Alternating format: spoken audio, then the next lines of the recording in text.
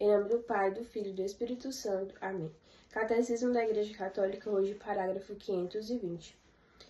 Em toda a sua vida, Jesus mostra-se como nosso modelo.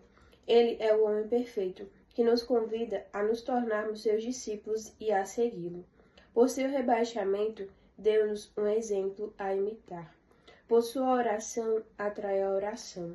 Por sua pobreza, chama a aceitar livremente o despojamento e as perseguições. Nesse parágrafo do Catecismo da Igreja Católica, vem falar que Jesus, ele é o nosso modelo. Inclusive aqui diz, ele é o homem perfeito, que nos convida a nos tornarmos seus discípulos e a segui-lo. Jesus, ele deixou ensinamentos muito importantes para as pessoas daquela época na qual viveram, no mesmo tempo que Jesus, mas também ensinamentos que são muito importantes para cada um de nós hoje. Mas o interessante é que Jesus, ele falou muitas coisas. Através das suas palavras, Jesus, ele conduziu muitos para o Senhor. Mas também, Jesus, antes de tudo o que ele falava, Jesus, ele fazia. Jesus, ele era um ser humano, como nós somos. Por isso que aqui diz, ele é o homem perfeito. Ele era um ser humano como nós somos. Porém, ele só não tinha o pecado. Mas tudo que nós passamos nessa terra, Jesus passou. Jesus passou por humilhação, Jesus passou por dor, Jesus passou pela decepção. Jesus passou por muitas coisas, mas para nos mostrar que é possível, apesar de todas as dores e dificuldades, é possível seguir a Deus. E aqui diz assim, por seu rebaixamento, deu-nos um exemplo a imitar. Primeira coisa, Jesus, ele se humilhou. Jesus, ele fez de tudo por nós. Morreu naquela cruz, ele se humilhou. Então, aqui diz, por seu rebaixamento, ele nos dá o exemplo. O exemplo que nós precisamos ser humildes.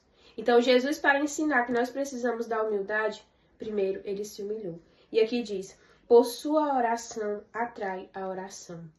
Frei Gilson, ele dizia que Jesus, ele modelou os seus discípulos falando, mas também rezando.